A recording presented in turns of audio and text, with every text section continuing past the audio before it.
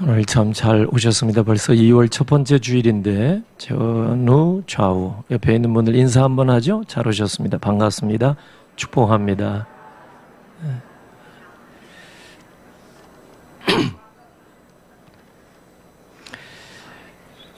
신년 들어서 예수님께서 가르쳐 주신 복 있는 사람, 팔복이죠. 오늘 세 번째인데요. 누가 복 있는 사람인가? 심령이 가난한 사람, 또 애통한 사람. 오늘 세 번째는 온유한 사람.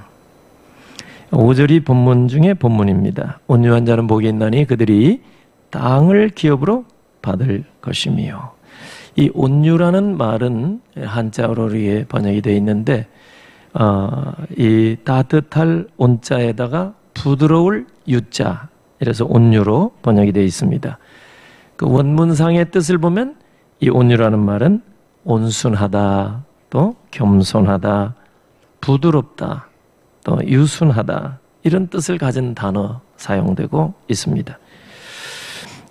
이 온유라는 것은 힘이나 위기에 짓눌려서 아무 말도 하지 못하는 그런 약한 마음을 가리키는 것은 결코 아닙니다.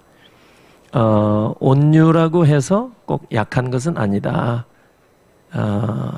그런 그 영어 표현이 있습니다. 온유라고 그래서 약한 것은 꼭 아니다.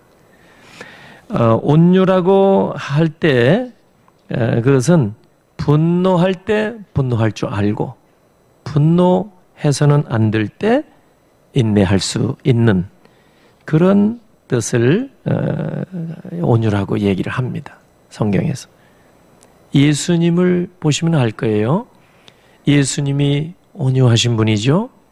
그런데도 성전에서 장사꾼들이 이렇게 매매하는 것을 보시고, 또 환전상들이 있는 것을 보시고 상을 엎으시면서 분노를 표출하신 적이 있어요.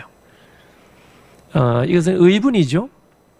예수님 자신의 이해관계 때문에 분노를 표출하신 것이 아니라 하나님 일 때문에, 당신 자신의 유익이 아니라 하나님 나라, 하나님의 이름이 욕되게 되는 것, 그걸 견딜 수 없어 하는 거죠. 그래서 의분이라 말할 수 있을 것입니다. 마태복음 21장에 나와 있죠. 그런데 이제 이 세상 사람들 가운데에 과연 누가 온유한 사람일까? 민수기 12장 3절 보면은요, 이 사람 모세는 온유함이 지면의 모든 사람보다 더하더라. 모세야말로 가장 온유한 사람이라, 이래 말을 합니다. 모세, 출애굽 지도자 모세. 성경이 인정한 거죠. 하나님이 인정하신 거죠.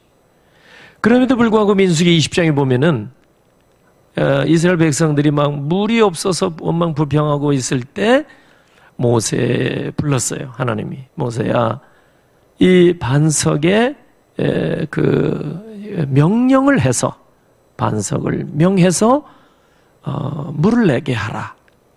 하나님께서 기적을 일으켜 주시겠다 약속하셨어요. 그런데 모세가 하나님의 명령이 떨어졌음에도 불구하고 어떻게 행동에 옮겼냐 하면은 하나님의 지팡이, 이 지팡이로 이 반석을 몇 번 내쳤어요. 후려쳤다는 말이에요. 왜 그런 행동이 나왔을까?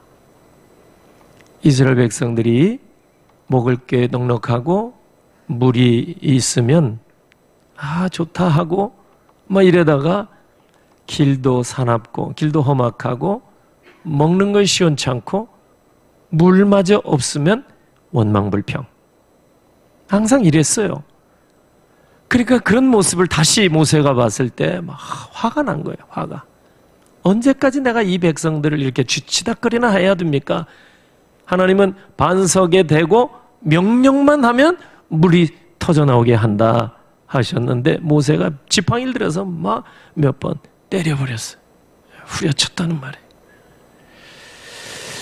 그것을 보면은 지면에서 모세만큼 온유한 사람 없다고 하나님이 인정하셨음에도 불구하고 모세는 실수하고 만 거죠. 그죠? 그 사건 때문에 민수기 20장 12절 보면은 아론도 마찬가지지만 모세는 약속의 땅 가나안에 들어가지 못한다. 하나님이 말씀하셨습니다.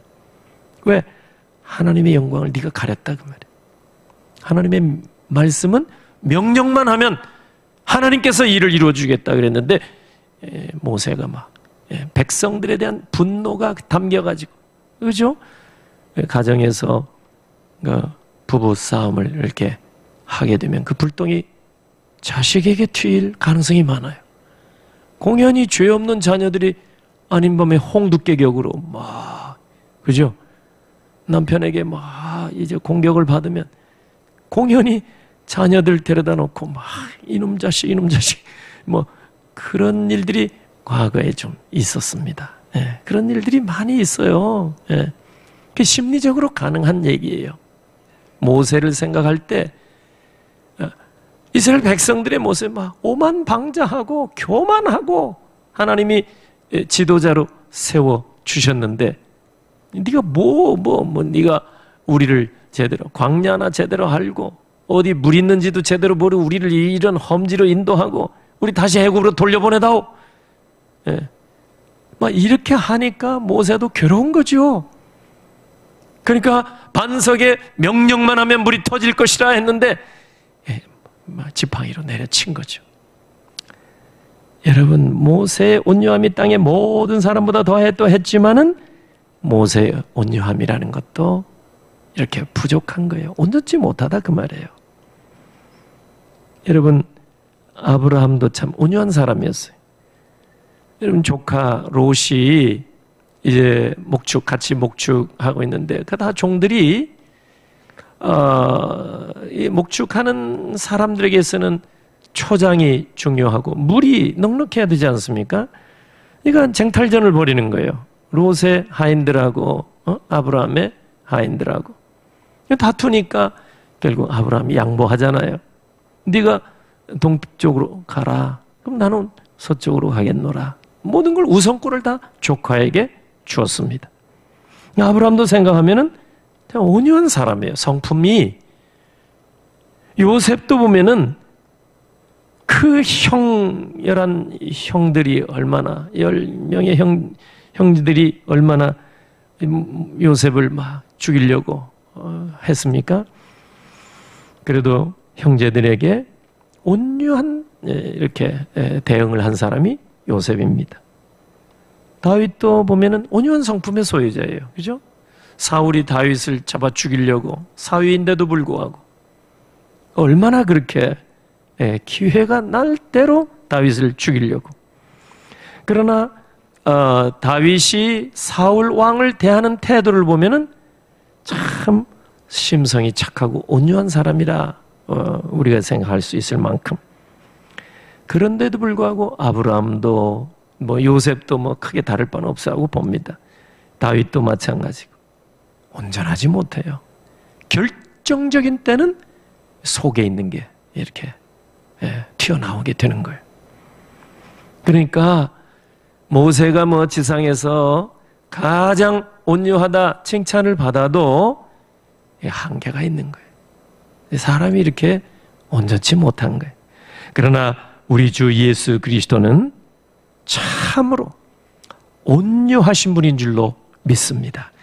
마태복음 11장 29절 나는 마음이 온유하고 겸손하니 나의 멍에를 메고 내게 배우라. 그리하면 너희 마음이 쉼을 얻으리니.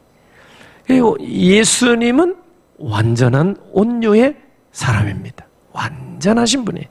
예수님의 온유는 중간 가다가 갑자기 속에 있는 게 튀어나오고 심리적으로 속에 있는 무의식 또 잠재의식 속에 있는 그런 상처들이 이제 튀어나와서 이렇게 분노를 표출하는 그런 모습은 예수님에게 없으셨습니다.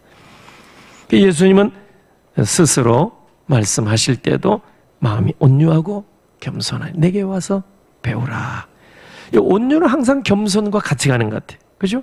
온유하고 겸손하니. 그러니까 온유와 겸손은 뗄래야 뗄 수 없어요. 예.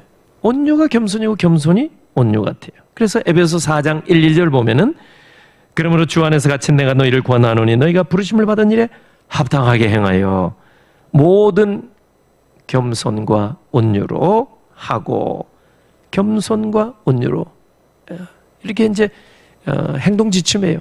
온유와 겸손은 같이 가는 거예요. 예수님은 빌립보 2장 우리가 잘 아는 대로 5절 이하, 특별히 6절에서 8절 읽어보면은 예수님은 정말 근본 하나님의 본체이시지만은 하나님과 동등됨을 취할 것으로 여기지 아니하시고 오히려 자기를 비워 종의 형체를 가지고 사람들과 같이 되셨고 사람의 모양으로 나타나셔서 자기를 낮추시고 죽기까지 복종하셨으니 곧 십자가에 죽으십니다. 그만큼 자기를 자신을 비우시고 낮추시고 온유와 겸손이 같이 가는 거예요. 온전한 온유의 주님 우리가 확인할 수 있습니다. 그런데 문제는 우리가 어떻게 온유하게 될 수 있을까? 오늘 예수님은 팔복 말씀을 주시면서 온유한 자가 복이 있나니 그들이 땅을 기업으로 차지할 것이라 이렇게 말씀하셨는데 어떻게 온유 우리가 할 수 있을까? 예수님은 이제 말씀드린 대로 마태복음 11장 29절에서 내게 와서 배우라 하셨어요. 나는 마음이 온유하고 겸손하니 내게 와서 배우라. 어느 정도 배우는 게 필요한 것 같아요. 여러분 모세도의 원래는 온유한 사람이 아니었어요. 출애굽기 2장 11절 14절을 보면은요, 모세가 애굽의 왕자로 있었을 때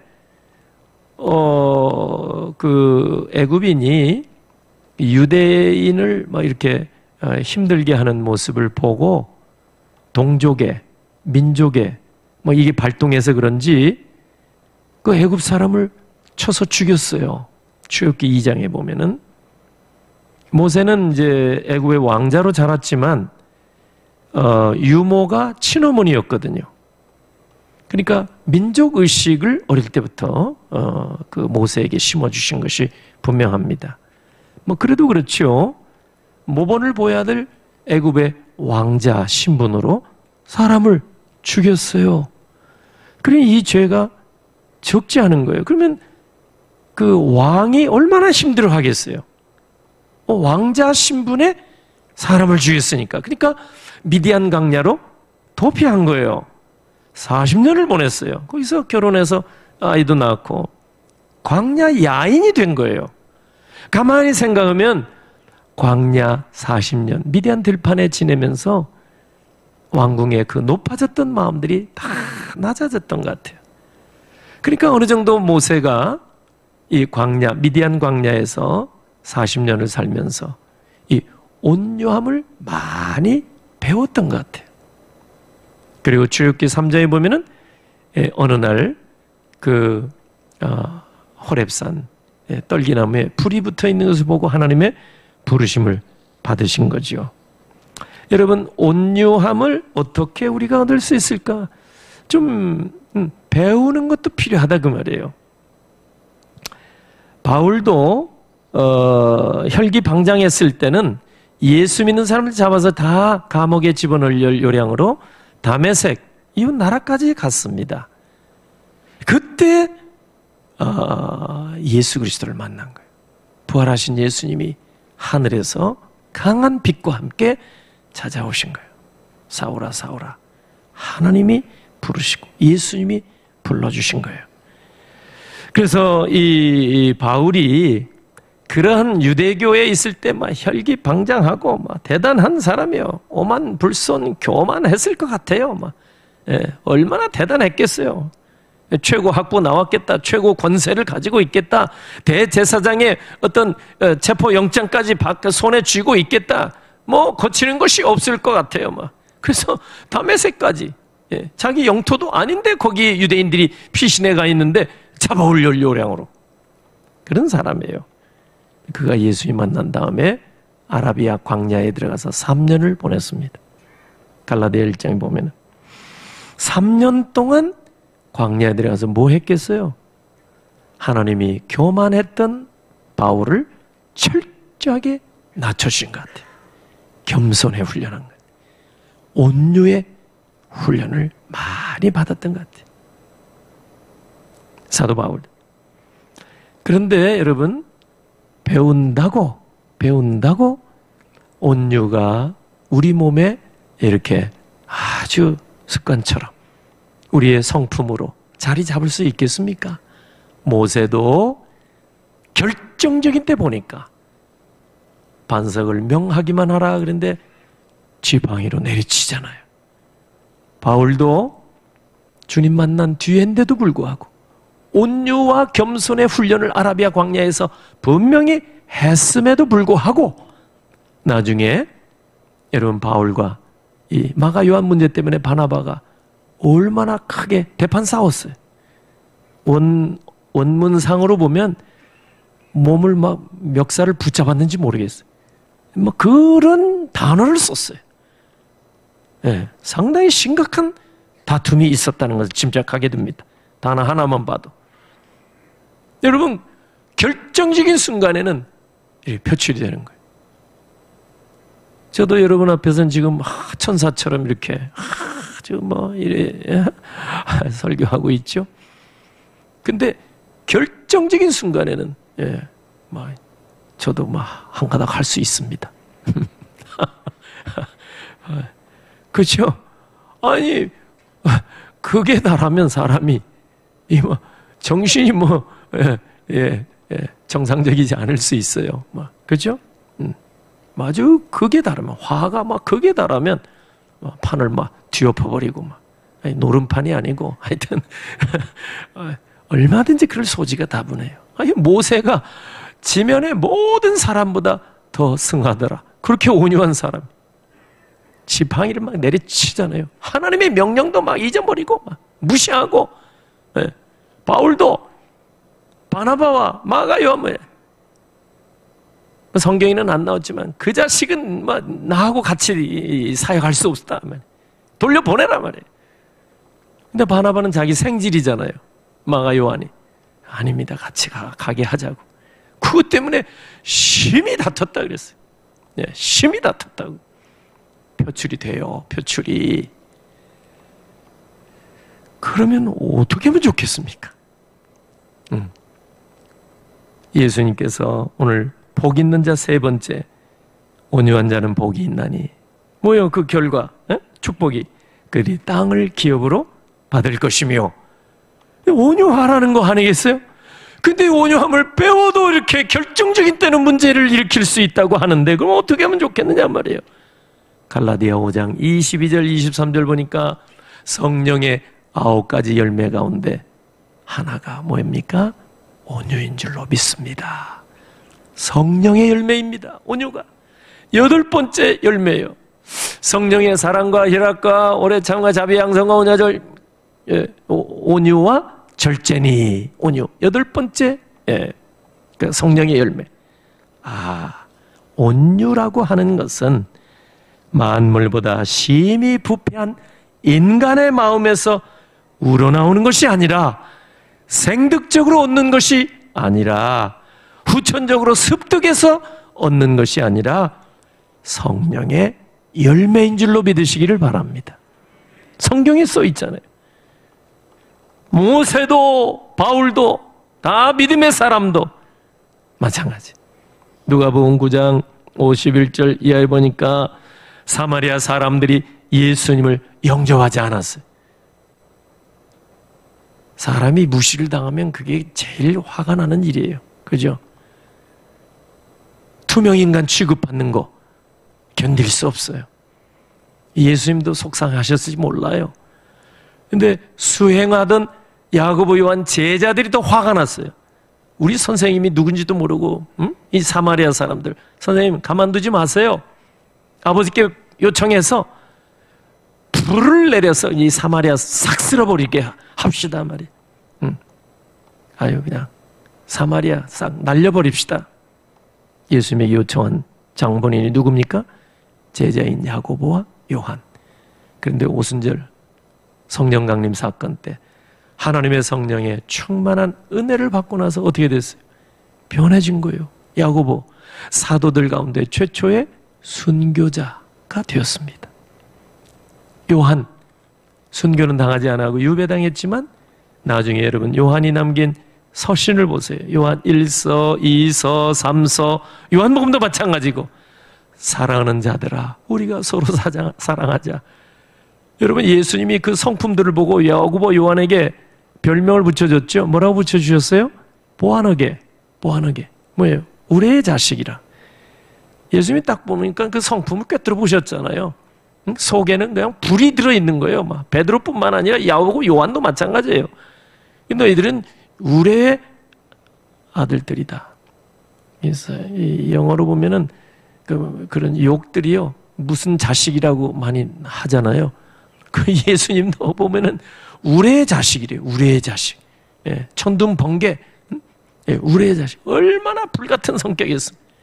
그런데 성령 강림 사건 때 다 120분도 전체가 성령 충만 받은 거예요.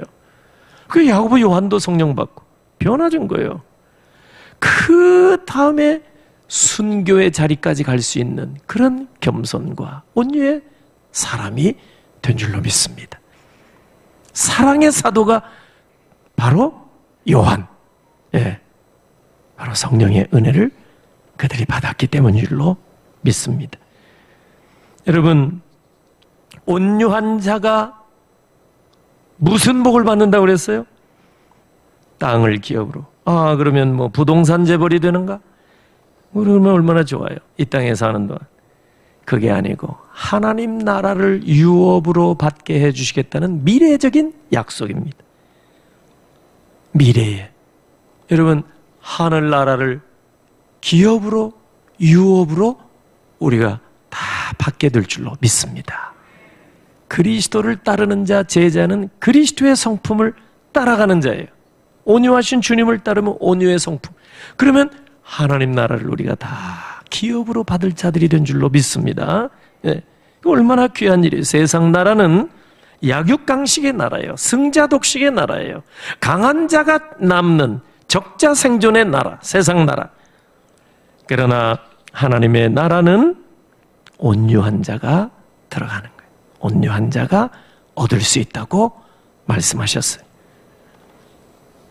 여러분, 세상에서는 크고 힘 있는 맹수들 보면은요, 거의 멸종되다시피 했습니다. 사나운 사자나 호랑이는 동물원에 가서나 볼 수 있습니다. 이미 거대한 맘모스나 공룡 같은 그런 거대한 존재들은 다 죽었어요. 멸종입니다, 멸종. 화석에나 나와 있죠. 그런데 보세요. 사람의 발밑에 짓밟혀서 멸종될 것 같은 그러한 하찮은 개미. 개미는요, 전 세계 인구보다 몇 배나 많이, 번식도 많이 되고, 얼마나 힘이 없어 보이고 하찮아. 그런데 잠언에도 나와요. 세상 인구보다도 많아요. 번식. 강력합니다. 이스라엘 10명의 정탐꾼이 가나안의 아낙 자손을 보았을 때 그들에 비하니까 우리는 메뚜기와 같았습니다. 이 10명의 정탐꾼들이 이 보고를 했잖아요. 그 메뚜기는 그때나 지금이나 힘없는 존재로 생각할 수 있어요. 그런데 그런 메뚜기가 지금도 아시아나 중동이나 아프리카에 여러분 한번 거대한 집단으로 한번 출몰하게 되면은 온 세상의 농작물 다 먹어치우게 됩니다. 온 땅을 초토화시켜버리는 가공할 만한 괴력을 가지고 있는 존재가 메뚜기입니다. 여러분, 아낙 자손들, 기골이 장대한 자손들 거기에 비하니까 우리는 메뚜기와 같습니다. 10명의 정탐꾼의 보고 아닙니까? 메뚜기, 약한 존재라 그 말이에요. 그런데 그들이 모여서 한번 출몰하면 뭐 대단한 괴력을 보여주지 않습니까? 강한 자가 세상을 꼭 정복하는 게 아닙니다. 강한 바람이 나그네 외투를 벗기는 게 아니라 이소부화에 보면은 따뜻한 햇빛이 나그네 무거운 외투를 벗기는 법입니다. 이사야 60장 22절 보니까 작은 자가 1000명을 이루겠고 약한 자가 강국을 이룰 것이라. 때가 되면 나 여호와가 이룰 것이니라. 할렐루야. 응? 온유함은 성령의 열매. 그럼 어떻게 해야 되겠어요? 하나님의 성령에 늘 충만해 살도록 우리가 구해야 할 제목이 바로 온유가 되는 줄로 믿습니다. 온유. 여러분, 모세 같은 온유의 대명사 모세. 그런데 모세는 약속의 땅을 유업으로 받지 못했습니다. 민수기 20장 12절에. 얼마나 안타까운 일이에요. 세상에 온유의 대명사 하면은 모세입니다. 모세보다 온유한 사람이 지상에서는 더 지면에서는 없다고 할 정도로. 그런데 결정적인 때 그 모세의 성격이 속에 표출되므로 모세는 온유한 자가 받게 될 땅을 기업으로 받을 것이니라 그 말씀의 복을 받지를 못한 겁니다. 땅을 기업으로 받지 못한 사람이 되고 만 거예요. 제가 잘 알고 있는 소그룹 성경 공부 아이고 대단한 라이먼 콜만 박사, 이분이 세렌디피티 하우스 창립 총재, 지금은 다 돌아가셨습니다만은 이분이 그 아들이 딱 하나 있었어요. 콜로라도주에 사셨어요. 콜로라도주는 여름에도 눈이 있는 높은 산이 있는 곳입니다. 그래서 스키를 타려면 거기로 많이 가요. 스키, 콜로라도 산맥. 근데 거기에서 이 콜만 박사 아들이 스키 강사였어요. 스키 강사. 그러니 스키에 대해서는 전문가 아닙니까? 강사니까 얼마나 잘 타겠어요. 그런데 스키장에서 사망을 했습니다. 아버지보다 먼저 세상을 떠났습니다. 얼마나 가슴 아픈 일이에요. 자기 전문 분야인데 거기에서 죽고 마는 거예요. 여러분, 수영 선수가 물에 빠져 죽는다 상상이 됩니까? 그런 일이 있을 수 있잖아요. 내가 이 일은 정말 잘할 수 있다 하는 곳에서 가장 큰 실패를 할 수 있는 거예요. 그렇게 인간이 약한 거예요. 모세는 지면에서 가장 온유한 사람이라 칭찬을 받고 인정을 받았는데 온유한 자는 복이 있나니 땅을 기업으로 받을 것이며 온유의 대명사 모세는 땅을 기업으로, 약속의 땅을 기업으로 받지를 못한 겁니다. 장담하지 마세요. 오늘 하나님 앞에서 겸손한 마음으로 구해야 할 것이 온유입니다. 강한 것이 여러분 세상을 변화시키지 못합니다. 강한 자가 세상에 남는 법이 없습니다. 오늘 성경은 말씀합니다. 온유한 자. 예수님은 이 땅에 사시는 동안 한 평의 땅도 소유하지 아니하셨습니다. 인자는 머리 둘 곳이 없도다. 그러나 하나님 아버지께서는 예수 그리스도에게 온유하신, 온유와 겸손의 예수 그리스도에게는 하늘과 땅의 모든 권세를 아들 예수 그리스도에게 주셨다고 마태복음 28장 18절이 말씀합니다. 온유한 자가 땅을 기업으로 받는다는 것은 하나님 나라를 기업으로 받는다는 말씀입니다. 이 세상에서 강한 자로 여러분 무기로 무장해서 피 흘리는 싸움을 통해서 성읍 하나를 차지하고 살 수는 있을지 모르겠습니다만, 여러분 성경에 보면은 여호수아도 갈렙도 여호수아 14장 12절에 헤브론 산지를 여호수아에게 구했어요. 토지 분배할 때 이 산지, 개척해야 할 이 땅을 내게 주소서. 헤브론 산지를 차지했어요. 그것도 대단한 거예요. 나이 85세 돼서. 아무나 할 수 있는 일이 아니에요. 그러나 온유하신 예수 그리스도께서는 하나님 아버지께로부터 하늘과 땅의 모든 권세를 받으신 줄로 믿습니다. 우리 교회 표어가 뭐예요? 열방을 인도하여 주님을 찬양하는 교회. 시편 2편 8절에 내게 구하라, 내가 이방 나라를 네 유업으로 주리니 네 소유가 땅 끝까지 이루리로다. 여러분, 이 땅에 미약한 존재로 우리가 살고 있을지라도 주님을 따라서 우리가 겸손의 마음과 온유의 마음을 우리가 갖게 된다면 하나님 앞에 우리가 구할 때 열방을 내게 주리라.